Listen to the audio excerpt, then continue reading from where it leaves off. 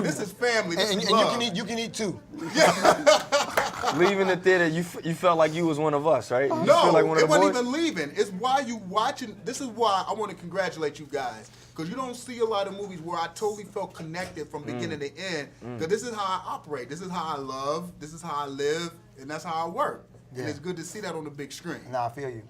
Yeah, I feel you. But I want to find out from each of you, what are your thoughts on the book that inspired the movie?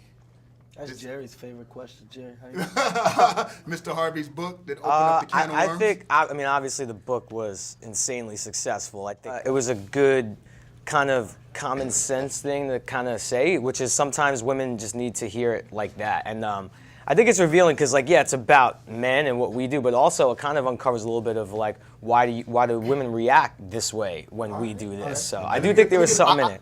I don't know. I think that I'm gonna keep saying it is that I think the book is great because it just opens up the dialogue. Absolutely. And as long as you're communicating, you kind of head in a better place. So he didn't necessarily go in depth on every single character and individual that he was describing, but what he did do was he sparked conversation. Kevin was on set preaching his perspective while we were doing the movie. We couldn't get him to shut up. So you was literally preaching during the movie. I've been known to preach.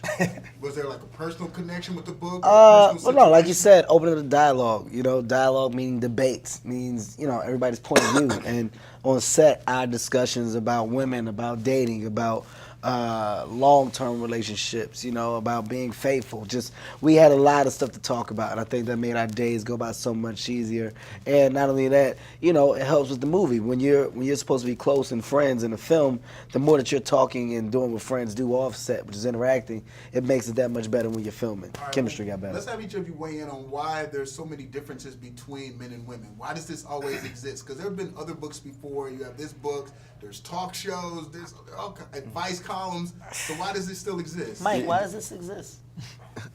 You know, in my mind, it's what makes us dope. I mean, if you know, a woman is dope because she's a woman, not because she's thinking just like me, in my opinion. I prefer for her to think like her, you know. She should have insight into how I behave and things of that nature, but I don't need her to think like me. But what's it going to take to close the gap? No, you know what?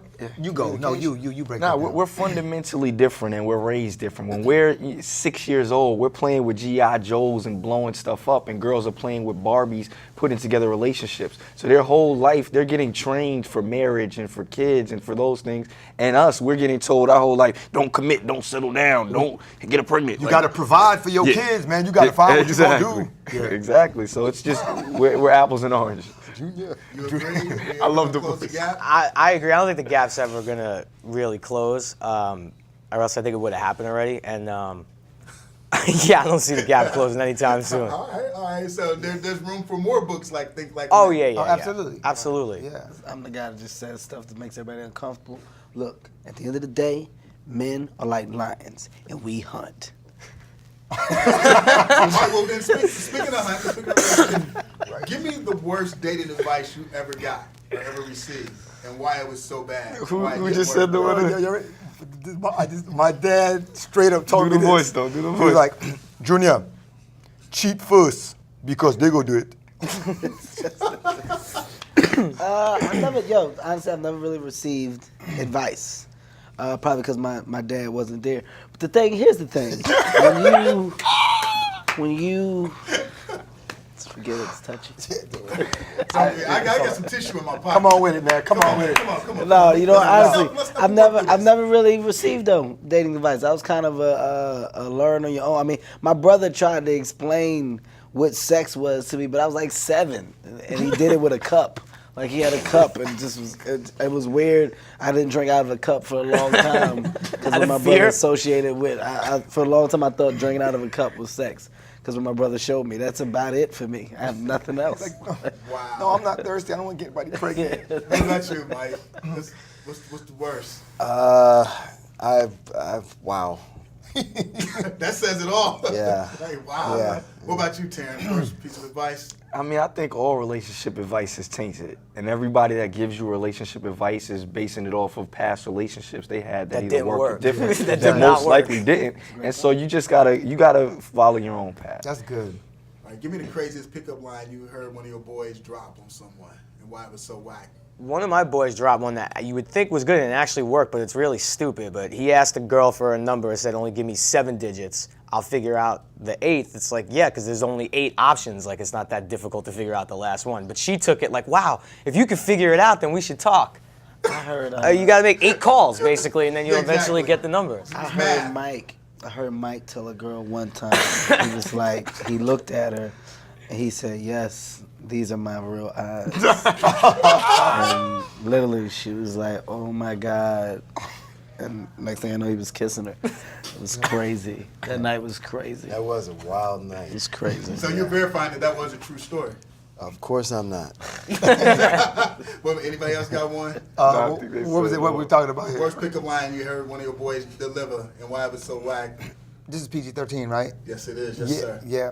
Nothing. Nothing. Keep it clean. All right, let's get to the finale because I mean I love the sexiness and the romantic vibe and the whole relationship elements of the movie. But I want to find out from each of you, like, what's your all-time favorite black movie and why? Jerry.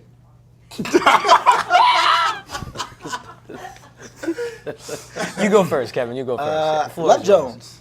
Love Jones for me. I was going to go Boomerang for the Boomerang. record, but Boomerang. That's damn it. Yo, I should have said you that. tried And to. why Love Jones? Why Boomerang? Well, Love Jones to me, Love Jones was cool, and as a young guy, it made you wanna fall in love. Like me being young, watching the movie, it made me like, dang man, I can't wait till I fall in love and want a woman as bad as he wanted this woman. Like just the chase between Lorenz Tate and Nia Long in that movie, and the way that things came in between them, and you know how one got stubborn and the other moved on, and this one moved on, but at the end, it was about getting what they thought that they both wanted. Like I felt like Love Jones back in the day for me made me realize what love was.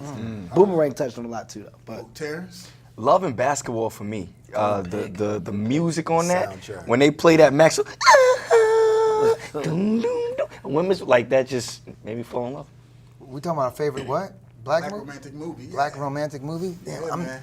just not. I'm not into romantic movies, man. I ain't I'm not in the black. romantic movies, So man. what, Shaft? Nah, like, nah. I mean, Dolomite. a lot of people are gonna say Dolomite. that. You know what I'm saying, right? Dolomite. A lot of people gonna think I'm tripping, but like for me, one of my favorite love stories of black movies was City of God. And I know that it didn't seem like it was based on a love story, but when they introduced the love story, it was probably one of the most gripping parts of that entire movie for me. No, I told a love story. Plus, that's like one of my favorite movies. That's one of a the good best choice. That's movies actually a ever brilliant made. choice. Thank you, man. No, Thank you you. get props Yeah. for that. If I had a medal, I'd put it around your neck. That's a hell of a choice, a man. That's great a good movie. choice. All right, Mike, it's on you, man. You're gonna wrap this one up. I'm with Kevin on Love Jones. I think what they did right was they showed the cool off period. Like when you fall in love and then all of a sudden, you know, that woman's just sitting there in a chair next to you on the couch and it just ain't the same anymore. You know, and the kind of roller coaster nature of what it is to be in love. And then of course there's the greatest line in that movie that Isaiah Washington had about just real love, which is falling in love is easy, but somebody tell me how to stay there. So that to me was like, wow, because that is once you get it, sustaining it forever is probably the hardest thing anybody can do. I think it's counterintuitive myself. I think we're supposed to move on. I mean, we're just nomadic beings ultimately. You know? Don't you eat bacon? What I will say is the best black love story. Think like a man. There In you theaters, go. That's April the best 20th. way to do it. No, this movie's dope, y'all. Thank you. Give Thank you. yourself some props. Thank you. Thank you, man. Appreciate it.